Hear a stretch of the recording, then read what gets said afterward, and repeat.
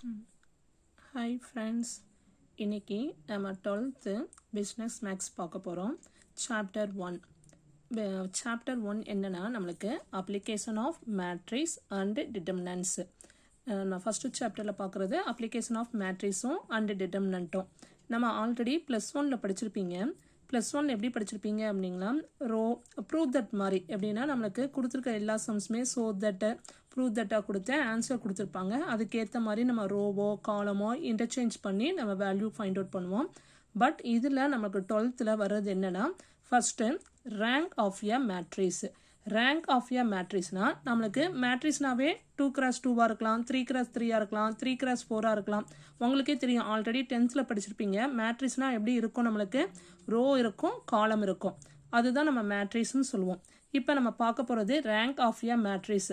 அதுக்கு சில கண்டிஷன்ஸ் உண்டு. அந்த கண்டிஷன்ஸ் நம்ம பார்க்கலாம். ஃபர்ஸ்ட்டு பாருங்கள், the rank of a matrix A is the order of the largest non zero minor of A. அப்போ ரேங்க் ஆஃப் மேட்ரிக்ஸ் ஏ ஆர்டரில் ஃபஸ்ட்டு நம்ம பார்க்கணும். என்ன பார்க்கணும், 2x2 3x3 பார்த்துட்டு அது எப்படி இருக்கணும்னா ரேங்க் ஆஃப் மேட்ரிக்ஸாக நம்ம எப்படி டினோட் பண்ணுவோம்னா ரோ ஆஃப் ஏ. அந்த ரேங்க் ஆஃப் மேட்ரிக்ஸ் சிம்பிள் என்ன சொல்லுவோம்னா ரோ ஆஃப் ஏ. அந்த rho of A less then equal to 2 3 என்னங்கிறத நம்ம பார்ப்போம். அதான் non zero minor of A. Second point பாருங்க, rho of A greater then equal to 0. ஒன்று 0 இருக்கும், அப்படி இல்லைனா 1 2 3. அப்போ ரேங்க் ஆஃப் மேட்ரிக்ஸ் நமக்கு கிரேட்டர் தென் ஈக்குவல் டு 0. இதை எப்படி டினோட் பண்ணணும் அப்படின்னா row of A. Third point, give A is a matrix of order m cross n, then row of a less than equal to எப்படி இருக்கும்னா minimum of m, n. எப்படி இருக்கும், இதெல்லாம் வந்து நம்மளுக்கு எதில் கேட்பாங்கன்னா 1 மார்க்கில் கேட்பாங்க. a is a matrix of order m cross n, then row of a எப்படி இருக்கும் less than equal to minimum of m, n. அடுத்த point, fourth point, the rank of a zero matrix is 0. அப்போ இந்த rank of a zero மேட்ரிக்ஸோட value என்னது, நம்மளுக்கு 0ன்னு சொல்லுவோம். Next, the rank of a non singular matrix of order n cross n is n. அப்போ இந்த rank of a non singular matrix of ஆர்டரை என்ன சொல்லுவோம்னா n cross n இருந்தால் அதோட வேல்யூ என்னன்னு சொல்லுவோம்னா என்னங்கிறது சொல்லுவோம். இந்த பாயிண்ட்ஸ் எல்லாம் எதில் நம்மளுக்கு கேட்பாங்க அப்படின்னா 1 மார்க்கில் கேட்பாங்க இந்த கொஸ்டின்ஸ்னா. Next, equivalent matrix. ஈக்குவலண்ட் மேட்ரிக்ஸ்னா உங்களுக்கு தெரியும், ரெண்டு மேட்ரிக்ஸ் கொடுத்துருப்பாங்க. 2 matrix A and B are set to be equivalent if one can be obtained from another by a finite number of elementary transformation and we write it as A. இந்த மாதிரி simple போட்டால் equivalent B அப்படிங்கிறது நம்ம சொல்லுவோம். இதிலே எக்லியன் ஃபார்ம்னு ஒன்று இருக்குது. இது என்னன்னா, இப்போ நம்ம rank of matrix find out பண்ணணும் அப்படின்னா அந்த ரேங்க் ஆஃப் மேட்ரிக்ஸில் சில கண்டிஷன் எப்படி இருக்கும் அப்படின்னா, இப்போ 2x2 மேட்ரிக்ஸ் கொடுத்துருப்பாங்க.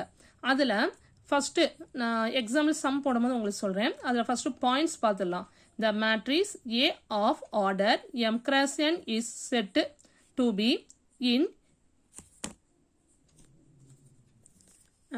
echelon form. A matrix A of order m cross n is said to be in echelon form. Give அப்படின்னா என்னன்னா, எக்ஸ்லோன் ஃபார்ம்னா ஏறுபடி வடிவம்னு சொல்லுவோம். எப்படின்னா, இப்போ நம்ம ஒரு 2x2 மேட்ரிக்ஸ் கொடுத்துருந்தா, இப்போ எக்ஸாம்பிள் நம்ம அப்படி சொல்லலாம். இப்படி ஒரு மேட்ரிக்ஸ் நம்மளுக்கு கொடுத்துருக்காங்க. இந்த மேட்ரிக்ஸில் ஃபஸ்ட்டு ஃபார்மேஷன் எப்படி இருக்குன்னா 1 இருக்கணும்.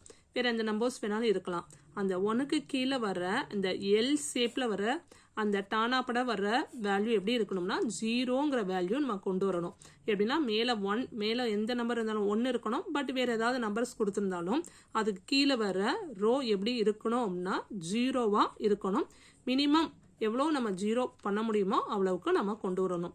அப்படி கொண்டு வந்து நம்ம ஃபைண்ட் அவுட் பண்ணுறத rank of matrix.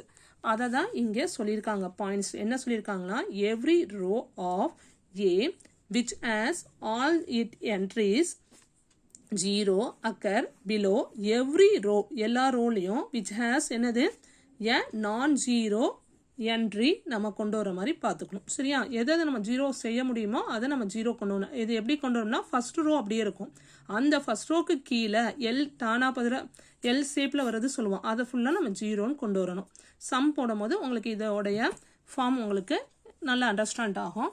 Next point, the number of 0 before the first non-zero elements in a row is less than the number of such zeros in the next row. எப்படி இருக்கணும்னா number of zeros எப்படின்னா before the first element rowல எப்படி இருக்கணும் is less than, அது கீழே வர்ற row எல்லாம் எப்படி இருக்கணும்னா 0 in the next row. நான் சம் ஒர்க் அவுட் பண்ணுறேன். அந்த ஒர்க் அவுட் பண்ணும்போது உங்களுக்கு இது என்னங்கிற டெஃபினிஷன்ங்கிறது உங்களுக்கு புரியும். ஓகேவா? ஓகே கைட்ஸ், அடுத்து நெக்ஸ்ட் கிளாஸில் நம்ம எக்ஸாம்பிள் சம் 1.1 நான் எக்ஸ்பிளைன் பண்ணுறேன். ஏதாவது டவுட் இருந்தால் நீங்கள் எனக்கு கமெண்ட் பண்ணுங்கள். I explain you. Okay, see you.